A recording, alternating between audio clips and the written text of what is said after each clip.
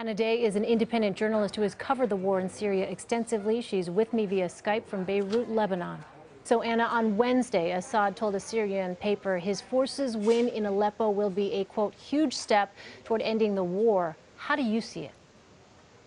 I think it's premature at this point to speculate that this would end the war. Right now, we need to point out that the majority of the forces fighting for the Syrian government in Aleppo are foreign forces. It's the Russian Air Force. It's Shia militias from other countries. Right now, the Syrian government, their own soldiers, are just a minority of this coalition. So really, it's up to the Russians how long they want to stay in this fight. Rebel factions, as well as 6 Western powers, including the U.S., have called for an immediate ceasefire, but Assad called the possibility of a truce practically non-existent. How likely is a ceasefire? What does it depend on? Well, the fact that Assad continues to conflate the word truce with ceasefire shows just how detached he is from the civilian catastrophe that's in Aleppo.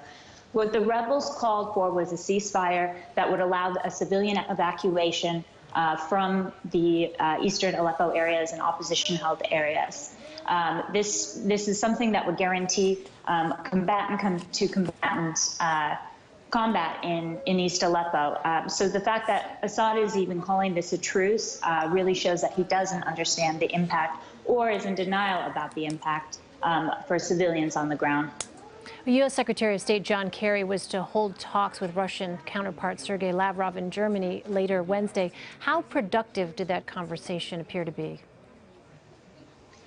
At this point, it looks like we're at the same point that we've been for months. The U.S. State Department, Secretary Kerry's own department, has come out saying that they really do feel that we need to put military force back on the table. We have no more leverage going into these talks than we have in the past several months. In fact, we've lost that, given that Trump has now begun discussions with Russian and Syrian government counterparts. So if Russia doesn't think we're in this for the long game with the opposition, they have more leverage than they've ever had at any point in these negotiations.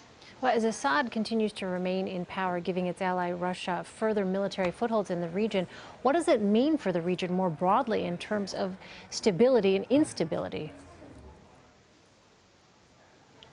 I think one of the greatest challenges for the region is, of course, the refugee crisis. It's been destabilizing all over the region, every single country.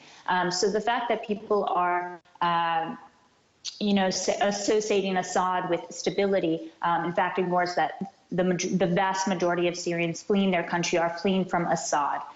So Assad's victory does not guarantee the end to the Syrian refugee crisis. In fact, most refugees will not feel comfortable going back to their homes after 5 years of bombardment from their own government, and the fact that tens of thousands of Syrians remain disappeared in their own country.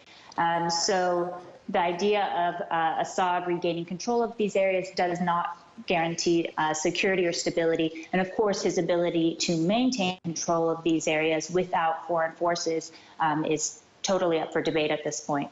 Crisis that just continues. Anna Day, thank you so much. Thank you.